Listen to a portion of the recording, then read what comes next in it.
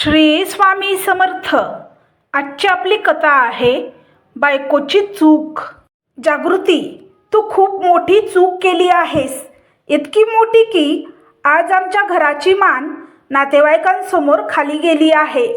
कार्तिकचा आवाज इतका कठोर आणि संतापाने भरलेला होता की हॉलमधली हवा जणू थिजून गेली होती.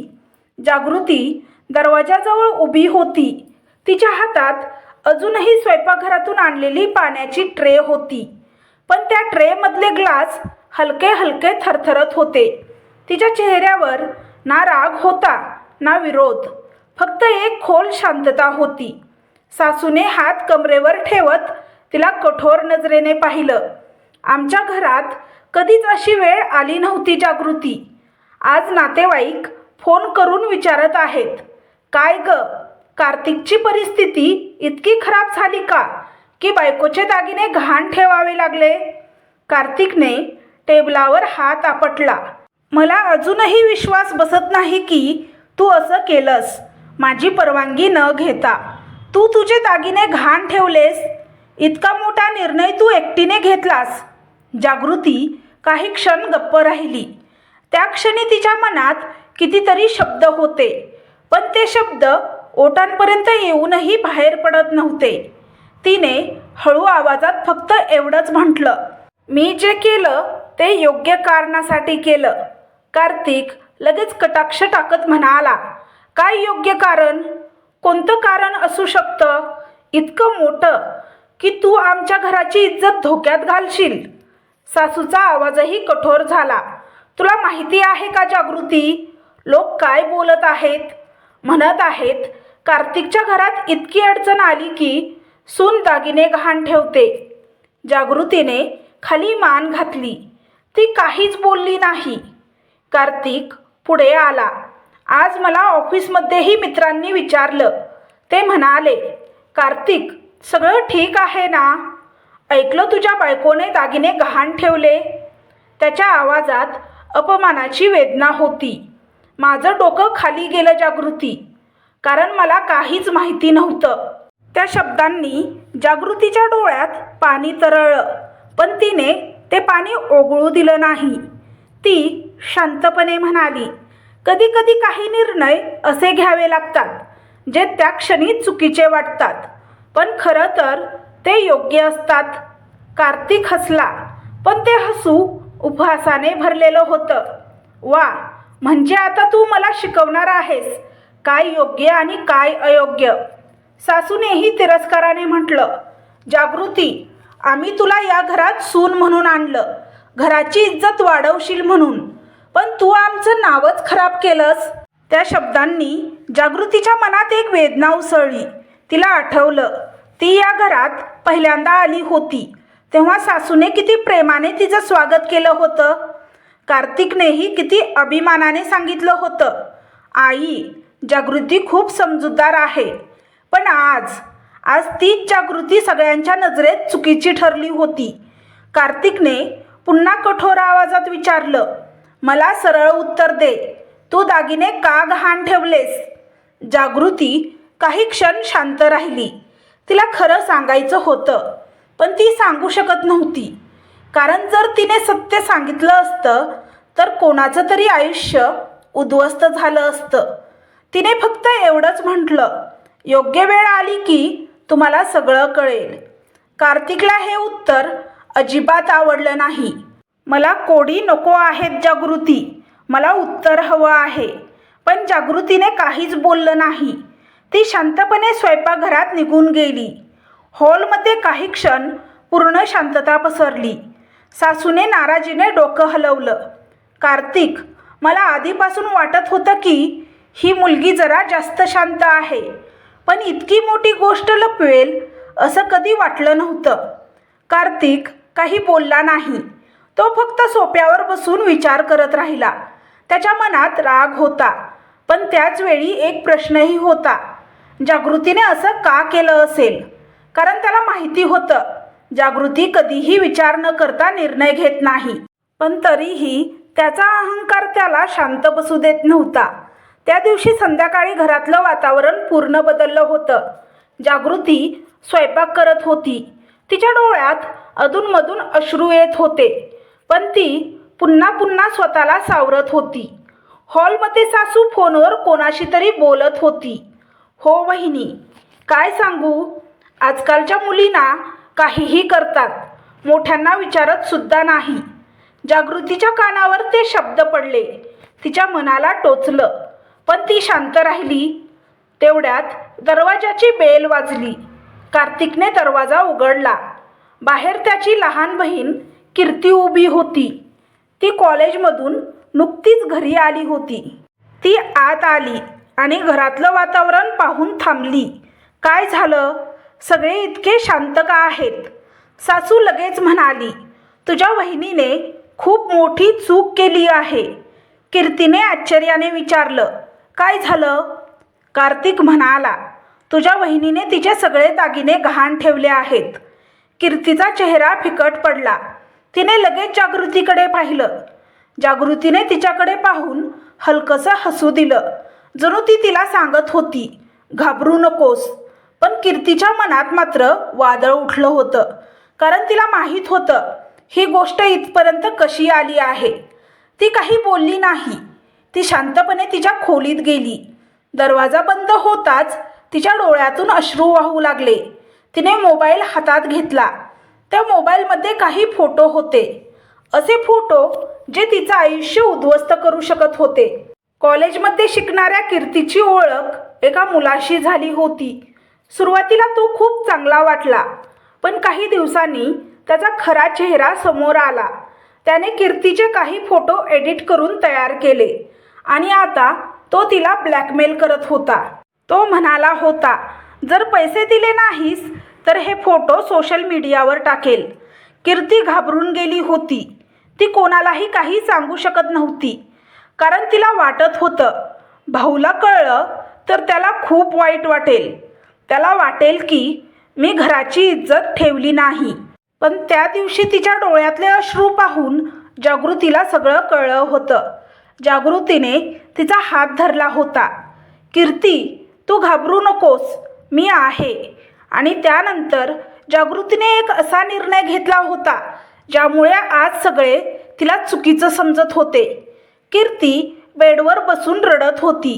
ती स्वतःशीच म्हणाली, वहिनी, तुमच्यामुळेच हे सगळं थांबलं आहे. पण आज सगळे तुम्हालाच दोष देत आहेत. हॉलमध्ये मात्र अजूनही शांतता होती. कार्तिक खिडकीजवळ उभा राहून बाहेर पाहत होता. त्याच्या मनात अजूनही राग होता, पण त्याला अजिबात कल्पना नव्हती की ज्या गोष्टीला तो आज जागृतीची चूक समजतो आहे, तीच गोष्ट काही दिवसानंतर त्याच्या आयुष्यातील सर्वात मोठा सत्याचा धक्का ठरणार होती. आणि त्याला कळणार होतं, जिच्यावर त्याने आज आरोप केले तीच प्रत्यक्षात त्याच्या घराची इज्जत वाचवण्यासाठी सगळं सहन करत होती. त्या रात्री घर शांत होतं, पण ती शांतता समाधानाची नव्हती. ती मनात साचलेल्या शब्दांची होती. हॉलमधील लाईट अजूनही चालू होता. कार्तिक खिडकीजवळ उभा राहून बाहेरच्या अंधाराकडे पाहत होता. रस्त्यावरून अधूनमधून एखादी गाडी जात होती, पण कार्तिकच्या मनात मात्र एकच विचार फिरत होता, जागृतीने असं का केलं? त्याला तिच्यावर राग आला होता, पण मनाच्या कुठल्या तरी कोपऱ्यात एक विचित्र शंका डोकावत होती, कारण तो जागृतीला ओळखत होता. ती कधीही विचार न करता निर्णय घेणारी नव्हती. ती नेहमी घरासाठी, कुटुंबासाठी विचार करणारी होती. पण आज जे घडलं होतं ते त्याला अजिबात समजत नव्हतं. तेवढ्यात सासूचा आवाज आला, कार्तिक, झोपलास का? कार्तिकने स्वतःला सावरत उत्तर दिलं, नाही झोपलो. सासूने दीर्घ श्वास घेतला. आज खूप अपमान झाला आहे आपला. मला अजूनही विश्वास बसत नाही की जागृती असं काही करेल. कार्तिक काही बोलला नाही. तो फक्त शांतपणे त्यांच्या खोलीकडे गेला. स्वयंपाकघरात मात्र अजूनही जागृती काम करत होती. ती भांडी धुत होती. पाण्याचा आवाज स्वयंपाकघरात घुमत होता, पण तिच्या मनात वेगळंच वादळ होतं. ती स्वतःशीच विचार करत होती, किती दिवस हे सगळं लपवता येईल? तिला माहिती होतं सत्य कायम लपून राहत नाही, पण आज जर ते सत्य बाहेर आलं तर कोणाचं तरी आयुष्य उद्ध्वस्त होईल. तेवढ्यात तिला हलकासा रडण्याचा आवाज ऐकू आला. तो आवाज कीर्तीच्या खोलीतून येत होता. जागृतीने हात पुसले आणि ती शांतपणे त्या खोलीकडे गेली. दरवाजा अर्धा उघडाच होता. आत कीर्ती बेडवर पडून रडत होती. जागृती हळूच आत गेली. कीर्ती! आवाज ऐकताच कीर्ती दचकली. ती घाईघाईने अश्रू पुसू लागली. वहिनी, तुम्ही? जागृती तिच्या जवळ बसली. पुन्हा रडते आहेस? हे ऐकताच कीर्तीचा बांध फुटला. ती जोरात रडू लागली.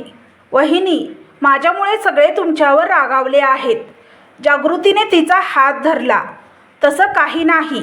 नाही वहिनी, सत्य मला माहीत आहे. तुम्ही दागिने माझ्यासाठी गहाण ठेवले. कीर्तीचा आवाज अपराधीपणाने भरलेला होता. जागृतीने तिच्या डोक्यावर हात ठेवला. कधी कधी काही गोष्टींसाठी शांत राहणं आवश्यक असतं. कीर्तीने मोबाईल उचलला. स्क्रीनवर एक मेसेज चमकत होता. पैसे मिळाले म्हणून शांत बसलो आहे, पण लक्षात ठेव, जर पुन्हा माझं ऐकलं नाहीस तर फोटो सगळीकडे पोहोचतील. तो मेसेज वाचताच कीर्तीच्या अंगावर काटा आला. जागृतीने तिच्या हातातून मोबाईल घेतला. ती काही क्षण स्क्रीनकडे पाहत राहिली. मग शांत आवाजात म्हणाली, तू अजूनही घाबरते आहेस? कीर्तीने मान हलवली. वहिनी, तो पुन्हा काहीतरी करेल अशी भीती वाटते. जागृती काही क्षण विचारात पडली. तिला त्या दिवसाची आठवण झाली जेव्हा तिला पहिल्यांदा सगळं कळलं होतं. कीर्ती कॉलेजमधून घरी आली होती. ती नेहमीसारखी हसरी नव्हती. तिचा चेहरा फिकट पडलेला होता. जागृतीने ते पाहिलं. ती तिच्या जवळ गेली. कीर्ती, सगळं ठीक आहे ना? कीर्तीने आधी टाळण्याचा प्रयत्न केला. हो, काही नाही. पण तिचे डोळे तिचं सत्य लपवू शकत नव्हते. शेवटी ती रडू लागली. जागृतीने तिला शांत केलं. मला सांग, काय झालं आहे? थोडा वेळ शांत राहिल्यानंतर कीर्तीने मोबाईल काढला. तिने काही फोटो दाखवले. ते फोटो पाहताच जागृतीच्या कपाळावर आठ्या पडल्या. त्या फोटोमध्ये कीर्तीचे चेहरे होते, पण ते फोटो स्पष्टपणे एडिट केलेले होते. कीर्ती रडत म्हणाली, कॉलेजमध्ये एक मुलगा माझ्या मागे लागला होता. सुरुवातीला तो चांगला वाटला, पण नंतर त्याने माझे फोटो एडिट करून तयार केले आणि तो मला ब्लॅकमेल करत आहे, पैसे मागत आहे. जागृती शांतपणे ऐकत होती. तो म्हणतो, जर पैसे दिले नाहीत तर तो हे फोटो सोशल मीडियावर टाकेल. जागृतीच्या मनात राग उसळला, पण तिने स्वतःला शांत ठेवले. तू भाऊला सांगितलंस का? कीर्ती घाबरली. नाही, भाऊ रागावेल. त्याला वाटेल माझ्यामुळे घराची इज्जत खराब झाली. मी चुकीची गोष्ट केली, पण फोटोमध्ये जे आहे ते मी कधीच केलं नाही. मी निर्दोष आहे. जागृती काही क्षण विचारात पडली. जागृतीने ठाम आवाजात म्हटलं, तू काळजी करू नकोस, मी आहे. त्या रात्री जागृती खूप विचार करत होती. ती कार्तिकच्या शेजारी झोपली होती. कार्तिक शांतपणे झोपला होता, पण जागृतीच्या डोळ्यांना झोप नव्हती. तिला एकच विचार सतावत होता, कीर्तीला कसं वाचवायचं. दुसऱ्या दिवशी सकाळी तिने निर्णय घेतला. तिने तिच्या कपाटातून दागिन्यांचा डबा काढला. तो डबा तिच्या आईवडिलांकडून लग्नात दिलेल्या दागिन्यांनी भरलेला होता. तिने काही क्षण त्या दागिन्यांकडे पाहिलं. त्या दागिन्यांशी तिच्या आठवणी जोडलेल्या होत्या, पण त्या क्षणी तिला एकच गोष्ट महत्त्वाची वाटत होती, कीर्तीचं आयुष्य. आणि म्हणूनच तिने तो निर्णय घेतला. आज त्या निर्णयामुळेच घरात वादळ उठलं होतं. कीर्ती पुन्हा म्हणाली, वहिनी, मला वाईट वाटतं की तुम्हाला हे सगळं माझ्यामुळे सहन करावं लागत आहे. जागृती हलकसं हसली. कधी कधी घरासाठी काही गोष्टी सहन कराव्या लागतात. कीर्तीने तिच्याकडे पाहिलं. त्या क्षणी तिला जाणवलं, जागृती फक्त तिची वहिनी नाही, ती तिच्यासाठी आधार आहे. पण कार्तिकच्या मनात एक विचित्र बेचैनी होती. त्याला अजूनही कळत नव्हतं जागृतीच्या शांततेमागे नेमकं काय दडलं आहे. पण त्याला अजिबात कल्पना नव्हती की त्या शांततेच्या मागे एक असं गुपित लपलेलं आहे जे काही दिवसानंतर त्याच्या आयुष्याला पूर्णपणे बदलून टाकणार होतं. दुसऱ्या दिवशी सकाळ झाली तरी घरातील वातावरण बदललेलं नव्हतं. घरात एक वेगळा स्थान होता. कार्तिक अजूनही जागृतीशी नीट बोलत नव्हता. जागृती नेहमीप्रमाणे काम करत होती. सासूने मात्र पुन्हा टोमणा मारला. जागृती, लोकांमध्ये इज्जत मिळवायला वर्ष लागतात आणि ती गमवायला एकच क्षण पुरतो. सगळ्या नातेवाईकांमध्ये बातमी पसरली आहे की तू दागिने गहाण ठेवले. सगळ्यांना वाटत आहे की आपल्याकडे पैशांची अडचण आहे. जागृतीने काहीच उत्तर दिलं नाही. ती शांतपणे स्वयंपाकघरात परत गेली. तिच्या मनात वेदना होती, पण तिने त्या वेदनेला शब्द दिले नाहीत. कीर्ती मात्र हे सगळं पाहत होती. तिला प्रत्येक शब्द जणू तिच्या मनात काट्यासारखा टोचत होता. कारण तिला माहिती होतं या सगळ्या गोष्टीमागचं खरं कारण काय आहे. पण ती अजूनही शांत होती. कारण जागृतीने तिला सांगितलं होतं, सध्या काही बोलू नकोस. त्या दिवशी कार्तिक ऑफिसला गेला, पण त्याचं मन कामात लागत नव्हतं. त्याच्या डोक्यात सतत जागृतीचा विचार फिरत होता. त्याला आठवत होतं, जागृती कधीही घरासाठी चुकीचा निर्णय घेणार नाही. मग तिने असं का केलं? दुपारी ऑफिसमध्ये बसलेला असताना त्याचा फोन वाजला. स्क्रीनवर नाव दिसलं कीर्ती. कार्तिकने लगेच फोन उचलला. हो कीर्ती, काय झालं? फोनच्या दुसऱ्या बाजूला कीर्तीचा घाबरलेला आवाज आला. भाऊ, तू लगेच घरी येऊ शकशील का? कार्तिक दचकला. का? काय झालं? कीर्ती काही क्षण शांत राहिली. मग म्हणाली, कृपया लवकर ये. फोन कट झाला. कार्तिकच्या मनात काळजी वाढली. तो लगेच ऑफिसमधून निघाला. अर्ध्या तासात तो घरी पोहोचला. घरात प्रवेश करताच त्याला काहीतरी वेगळं जाणवलं. कीर्ती हॉलमध्ये उभी होती. तिच्या चेहऱ्यावर भीती स्पष्ट दिसत होती. जागृती तिच्या जवळ उभी होती. कार्तिकने चिंतेने विचारलं, काय झालं आहे? कीर्ती काही बोलत नव्हती. तिचे हात थरथरत होते. कार्तिक पुन्हा म्हणाला, कीर्ती, मला सांग काय झालं आहे? तेवढ्यात जागृती शांत आवाजात म्हणाली, कार्तिक, आधी शांत हो. कार्तिक चिडून म्हणाला, जागृती, मला आधीच खूप राग आला आहे. कृपया आता मला थांबवू नकोस. कीर्तीच्या डोळ्यातून अश्रू वाहू लागले. ती रडत म्हणाली, भाऊ, वहिनीने काहीच चूक केली नाही. कार्तिक थोडा थांबला. काय म्हणतेस तू? कीर्तीने मोबाईल काढला. तिने काही फोटो दाखवले. ते फोटो पाहताच कार्तिकचा चेहरा बदलला. त्या फोटोमध्ये कीर्ती होती. हे काय आहे कीर्ती? कार्तिकचा राग उफाळून निघाला. हे कोण आहे? कीर्ती रडत म्हणाली, कॉलेजमधला एक मुलगा. हे फोटो खरे नाही आहेत. ते एडिट केलेले आहेत. तो मुलगा मला ब्लॅकमेल करत होता. कार्तिकच्या डोळ्यात संताप दिसू लागला. तू मला आधी का नाही सांगितलं? कीर्ती रडत म्हणाली, मला भीती वाटत होती, पण वहिनीला कळलं. कार्तिकने जागृतीकडे पाहिलं. कीर्ती पुढे म्हणाली, तो म्हणत होता, पैसे दिले नाहीत तर तो फोटो सोशल मीडियावर टाकेन. कार्तिक स्तब्ध झाला. कीर्तीचे पुढचे शब्द ऐकून त्याच्या पायाखालची जमीन सरकली. म्हणूनच वहिनीने तिचे दागिने गहाण ठेवले. हॉलमध्ये काही क्षण पूर्ण शांतता पसरली. कार्तिकला विश्वास बसत नव्हता. तो हळू आवाजात म्हणाला, म्हणजे जागृतीने हे सगळं कीर्तीला वाचवण्यासाठी केलं? कीर्तीने मान हलवली. हो भाऊ, वहिनीने मला मदत केली होती. कार्तिकच्या डोळ्यात पश्चाताप स्पष्ट दिसत होता. त्याला आठवलं, काल त्याने जागृतीला किती कठोर शब्द बोलले होते. त्याने तिच्यावर घराची इज्जत खराब केल्याचा आरोप केला होता. पण सत्य पूर्णपणे वेगळं होतं. जिच्यावर तो रागवला होता तीच त्याच्या बहिणीचं आयुष्य वाचवत होती. कार्तिक हळूच जागृतीकडे चालत गेला. जागृती शांतपणे उभी होती. कार्तिकचा आवाज आता पूर्ण बदलला होता. तू मला आधी का नाही सांगितलं? जागृती हलकसं हसली. कारण आम्हाला वाटलं की थोडक्यात सांभाळता येईल. कार्तिकने डोळे खाली केले. त्याला काही क्षण शब्द सापडत नव्हते. आत्तापर्यंत त्याच्या मनात जागृतीबद्दल जो राग होता तो आता हळूहळू पश्चातापात बदलत होता. सासू ही बाजूलाच उभी होती. तिनेही संपूर्ण गोष्ट ऐकली होती. तिच्या चेहऱ्यावर अपराधीपणाची भावना स्पष्ट दिसत होती. काही क्षण ती शांत राहिली आणि मग हळू आवाजात म्हणाली, जागृती, आम्ही तुला चुकीचं समजलो.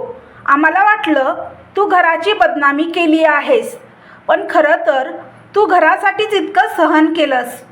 जागृती शांतपणे उभी होती. तिने हलकसं स्मित केलं, पण तिच्या डोळ्यात अजूनही काळजी दिसत होती. ती हळू आवाजात म्हणाली, आई, आम्ही त्याला पैसे दिले होते, पण तरीही तो शांत बसत नाहीये. तो परत कीर्तीला मेसेज करून ब्लॅकमेल करत आहे. हे ऐकताच कार्तिकचा चेहरा पुन्हा कठोर झाला. काय म्हणजे पैसे घेतल्यानंतरही तो त्रास देतो आहे? कीर्ती घाबरलेल्या आवाजात म्हणाली, हो भाऊ, तो पुन्हा म्हणतोय की पुन्हा पैसे दे, नाहीतर तो फोटो टाकेल सोशल मीडियावर. कार्तिकने खोल श्वास घेतला. त्याच्या चेहऱ्यावर आता रागापेक्षा ठामपणा दिसत होता. तो म्हणाला, असे लोक कधीच सुधारत नाहीत आणि म्हणूनच तुम्ही मला आधीच सांगायला हवं होतं. आपण सुरुवातीला पोलीस कंप्लेंट केली असती तर ही वेळच आली नसती. जागृतीने शांतपणे उत्तर दिलं, मला भीती वाटत होती. जर ही गोष्ट बाहेर गेली तर आपल्या घराची इज्जत. कार्तिकने लगेच तिचं वाक्य थांबवलं. तो ठाम आवाजात म्हणाला, जागृती, लक्षात ठेव, आपल्या घरातील महिलांना सुरक्षित ठेवणं हीच खरी इज्जत असते. त्या शब्दांनी घरात काही क्षण शांतता पसरली. कार्तिक पुढे म्हणाला, आत्ता आपण घाबरणार नाही. आपण त्याच्या विरुद्ध पोलीस कंप्लेंट करू. कीर्ती थोडी घाबरली. भाऊ, जर सगळ्यांना कळलं तर? कार्तिकने तिच्या खांद्यावर हात ठेवला. तू काही चुकीचं केलेलं नाहीस. चुकीचा तो मुलगा आहे आणि शिक्षा त्यालाच होणार आहे. त्या दिवशी कार्तिक, जागृती आणि कीर्ती तिघेही जवळच्या पोलीस स्टेशनमध्ये गेले. कार्तिकने सगळं सत्य पोलिसांना सांगितलं. कीर्तीनेही धाडस करून सगळा प्रकार सांगितला. पोलिसांनी लगेच कारवाई केली. त्या मुलाचा मोबाईल नंबर आणि सोशल मीडिया अकाउंट तपासले गेले. काही तासातच पोलिसांनी त्या मुलाला पकडलं. सुरुवातीला तो खूप खोटं बोलत होता, पण पोलिसांनी जेव्हा त्याचा मोबाईल तपासला तेव्हा सगळे पुरावे समोर आले. त्याने एडिट केलेले फोटो, मेसेजेस, ब्लॅकमेलचे स्क्रीनशॉट सगळं स्पष्ट होतं. शेवटी त्या मुलाने त्याचा गुन्हा कबूल केला. त्याच्यावर गुन्हा दाखल झाला आणि न्यायालयाने त्याला शिक्षा सुनावली. पोलिसांनी त्याच्याकडून घेतलेले पैसेही परत मिळवले. काही दिवसांनी ते पैसे कार्तिकच्या हातात देण्यात आले. कार्तिकने ते पैसे घेतले आणि थेट जागृतीसोबत त्या सोनाराच्या दुकानात गेला, जिथे जागृतीने दागिने गहाण ठेवले होते. त्याने सगळे पैसे भरले आणि जागृतीचे दागिने परत घेतले. त्या क्षणी कार्तिकच्या मनात एक वेगळीच भावना होती. त्याला जाणवत होतं, हे दागिने फक्त सोन्याचे नव्हते, ते जागृतीच्या त्यागाचे प्रतीक होते. घरी आल्यावर कार्तिक म्हणाला, हे तुझे दागिने आता परत तुझ्याकडे ठेव. जागृतीच्या डोळ्यात अश्रू आले. कार्तिक पुढे म्हणाला, जागृती, तू कीर्तीसाठी तुझे दागिने गहाण ठेवलेस. तुझा विचार खूप चांगला होता. तू घरासाठी उभी राहिलीस. तो काही क्षण थांबला. मग शांत पण स्पष्ट आवाजात म्हणाला, पण तू एक चूक केलीस. जागृतीने आश्चर्याने विचारलं, काय? कार्तिक म्हणाला, तू मला आधीच ही गोष्ट सांगायला हवी होती. जर तू सुरुवातीलाच मला सांगितलं असतंस तर आपण तेव्हाच योग्य निर्णय घेतला असता. जागृती काही क्षण शांत राहिली. मग हलकसं हसत म्हणाली, कदाचित, पण त्यावेळी मला वाटलं की घरासाठी शांत राहणं योग्य आहे. कार्तिकने तिच्या डोळ्यात पाहिलं. तो म्हणाला, आत्तापासून एक गोष्ट लक्षात ठेव, हे घर फक्त माझं नाही, तुझंही आहे आणि या घरात कोणतीही अडचण आली तर आपण दोघं मिळून त्याचा सामना करू. कीर्ती त्या दोघांकडे पाहत होती. तिच्या चेहऱ्यावर आता भीती नव्हती, फक्त कृतज्ञतेचं हास्य होतं. त्या दिवशी सगळ्यांना एक गोष्ट समजली. कधीकधी आपण ज्या गोष्टीला चूक समजतो तीच गोष्ट खरं तर एखाद्याचा सर्वात मोठा त्याग असते. तर तुम्हाला ही कथा कशी वाटली हे कमेंट बॉक्समध्ये कमेंट करून नक्की सांगा. कथा आवडल्यास व्हिडिओला लाईक, शेअर, सबस्क्राईब करा. व्हिडिओला हाईप करा जेणेकरून हा व्हिडिओ जास्त प्रेक्षकांपर्यंत पोहोचेल. व्हिडिओ पाहिल्याबद्दल तुमचे मनापासून धन्यवाद. श्री स्वामी समर्थ.